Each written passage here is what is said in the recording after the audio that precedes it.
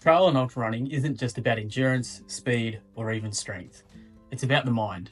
The real challenge is often staying motivated and mentally engaged over the long haul. And today we're exploring 3 emotional regulation systems that, when utilised correctly, will help you tap into sustained motivation. Today's concepts can help you run smarter, push through tough moments, and build a mindset for long-term success. My name is Luke Pryor, psychologist and ultra runner, and I've been running for over 25 years and plan to continue running for the rest of my life. Understanding the delicate balance of regulation and motivational systems will ensure sustained long-term success and, most importantly, enjoyment of your running. I've created a free 8-week course that dives deeper into this topic and other topics that help you conquer the mental game of endurance sport. Link in the description below if you're interested in that. Now, if you've clicked on this video looking for a pump up, dopamine hit driven motivational speech, then I'll apologise straight away. You won't find it in today's video. The stuff is nice, entertaining, short-term stimulation, but won't do anything for your long-term motivation or sustained success.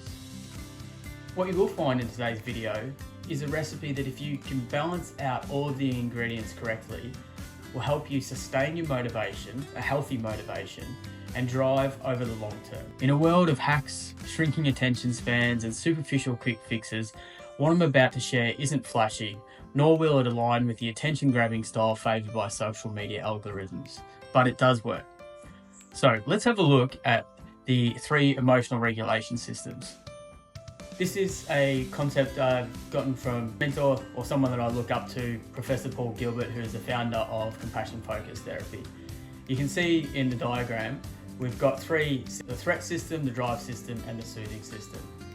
Now, let's explore each of those 3 systems individually, but what is important to recognise is that we need all 3 systems to function well. They need to be in balance. The problem is, in our westernised, individualistic cultures, those systems are typically, for, I would say, on a guess, for 95% of them, us, me included at times, completely out of balance. So the trick is to understand the 3 drives that we have in these threat, drive, and soothing systems, how they interact, how we interact with those systems and what motivates and drives us, and how to make sure we can stay in balance with these 3 systems so we can sustain our motivation, have healthy motivation that doesn't lead to anxiety, depression, burnout, or crashing and burning. So let's dive into the threat system. The threat system is probably the strongest of the systems, and it is related to hormones of cortisol and adrenaline, and it's basically our survival system. This is very important for us in keeping us safe, secure, and alive. So think of evolutionary perspective of the fight, flight, freeze response, and certain feelings that often are associated with this system might be anxiety, anger, disgust, sadness, and shame. Now, the threat system is great if we come across a snake on the trail. We quickly recognize very quickly that that's a snake. I better respond in an appropriate way, whether it's freeze, jump out of the way, or attack. Typically not the best recommendation with snakes, so please don't do that. In that situation, it's better to be safe than sorry. So this is a very effective system. However, in our society today, with the amount of fear that is generated and all the threats that we get through media and just day-to-day life, this system is way overactivated and can run out of control if we don't learn how to manage it. Typically, if we look at a common example here, you might have someone that has experienced trauma growing up. Let's say their dad was violent and abusive in the family home. They go to school and they get bullied. So that person is going to start to see the world through a very difficult lens of threat and be very hyper vigilant to their own safety and security. And so they're going to interpret everything through that lens to keep themselves safe, because that's all they've known throughout their life.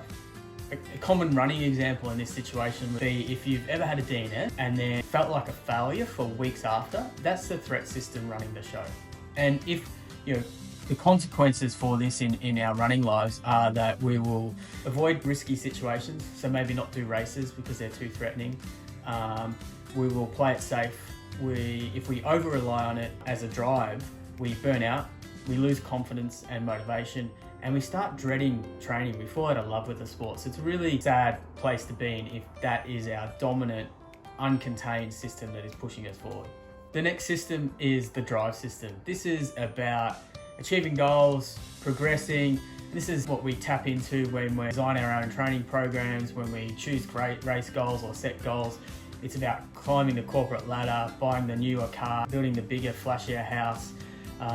It's about improving and growing, and it's an important system. And this is about running more kilometers. This is about pushing harder, and very effective at kind of motivating us. And this is plays on the dopamine reward system. So feeling driven, excited, vital, motivated. This is when we're feeling those emotions, we're typically in the drive system. Now, most people think this is great. This is where we want to spend most of our time. And that's the message that we get from our culture and society at the moment. It's all about hustle culture. It's all about constant improving. If you're not grinding, then what are you doing? You're lazy. And it's this completely distorted perspective that we've been sold the wrong message.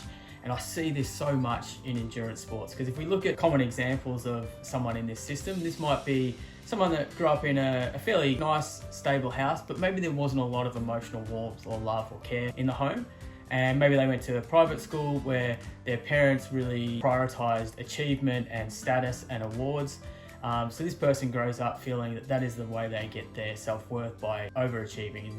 You might have perfectionistic qualities, you might be excessively driven, and this person might go on to have a really high-powered corporate job. They may even take up like an extreme sport like ultra running, and they're constantly pushing themselves to the extreme.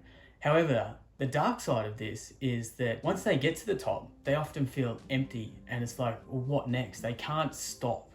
Once a goal is achieved, it's like immediately onto the next goal. And if they ever are forced to stop for whatever reason, their whole world crumbles, because they're not used to not being in that drive system. They've relied too heavily on this drive system, and that's really problematic and often leads to pretty chronic issues of burnout, overtraining, exhaustion, risking injury, and really tying our self-worth to our results. Our identity becomes so fused with the status and success that these external validation, these external rewards give us. And that's not where we want to be.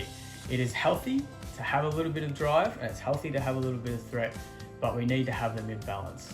Now, the soothing system. For most of us, this is going to make us uncomfortable. So if you've made it this far, congratulations. Please don't switch off now, because this will bring up some discomfort. A lot of people really struggle when we start talking about this soothing system. It brings up lots of stuff for people. So be kind to yourself if that's the case. But if you're feeling some resistance here, or there's some chatter in your mind of like, oh, that's lazy, this is BS, or whatever it might be, then just be curious about that voice and what's happening for you there, because this is about maintaining some balance. So what the soothing system is, this is about our rest and digest system. It's about slowing down. It's about recovery. It's about feeling safe, connected, kind. And this plays on the hormone of oxytocin, the feel good, connected, the love hormone. So things that feeling content is really important in this soothing system, feeling safe and connected. So we need to have these three systems working nicely together. Often what I get to do with athletes and clients of mine is I'll get them to draw circles, as you can see in the diagram in the bottom right there, and make each circle represent the size of which one they think they are in most of the time. And for the majority of people, that soothing system is so small, it's crazy. So we need to strengthen up this soothing system. We need to allow ourselves the space to sit in this soothing system a little bit, because this is really important. We can't just constantly drive all the time. If we do, we're going to end up in some really dark places and some really unhealthy motivations, and we will feel unfulfilled if that's all we're focusing on. So we need to be able to drop into that soothing system where we can have some balance, where we can recover and bounce back from all the hard work and all the craziness and the threats and the scariness of life. And this is a little bit about letting your guard down, being vulnerable. And this is where this soothing system becomes tricky, because vulnerability, a lot of people have been hurt when they've been vulnerable in the past, so they will try and fight against that. They'll push back against vulnerability. So what we've got to do is really lean into this vulnerability, see if we can just sit in this soothing system and occupy that space a little bit more. So this soothing system really helps with long-term motivation, because it prevents mental and emotional exhaustion and burnout. It also helps promote physical recovery from our training as well. So don't be afraid to slow down. Soak in the scenery on a run. Finish a run feeling completely recharged and rejuvenated rather than exhausted and tired. We want to be able to make some time for... So the soothing system is really about self-compassion, being kind to yourself, spending quality time with loved ones and finding that balance, that healthy balance in life. So how do we use these three systems to fuel the right kind of motivation? And here's the key, it is that balance. So don't let threat run the show. Fear of failure, pressure or self-doubt can drain your love for running. Recognize when you're in the threat system and shift focus. Instead of I have to finish this race or I'm not good enough, think I get to challenge myself today. Drive is good, but not at all costs. So set goals, but avoid making running a never-ending competition with yourself. Celebrate progress. After a big race, allow yourself to soak up the energy and the excitement and the achievement that you've had. Don't feel like you need to jump to the next goal straight away. Reflect on what you've achieved. We need to train our Soothe system because it is often the most underdeveloped one. So schedule just really easy joy runs where you don't worry about pace or time or any pressures at all. Go on an adventure completely free from any of that sort of stuff. Use mindfulness.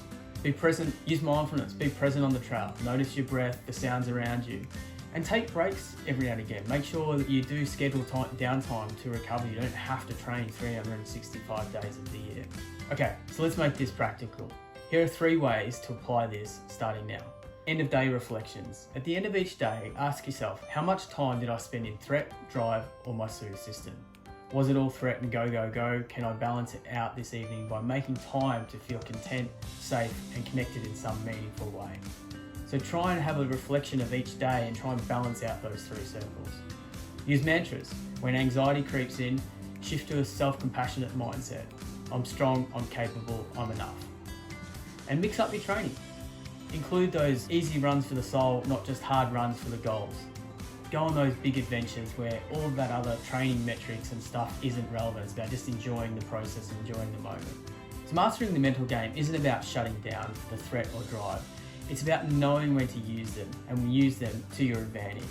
And also, most importantly, knowing when to tap into that Soothe system. So if you want to run strong for years, not just for one season, this is the way forward. At Endure Performance Team, we provide you with all the tools required for sustained long-term success and motivation. We help you develop a healthy motivation that doesn't have any hidden hurdles or setbacks. And if you want to explore this further, then click in the link in the description below to join our free 8-week mindset course for runners. Thanks for watching. Please subscribe to the channel, share it if you've gotten something valuable out of this video, and happy running, and see you out in the trails.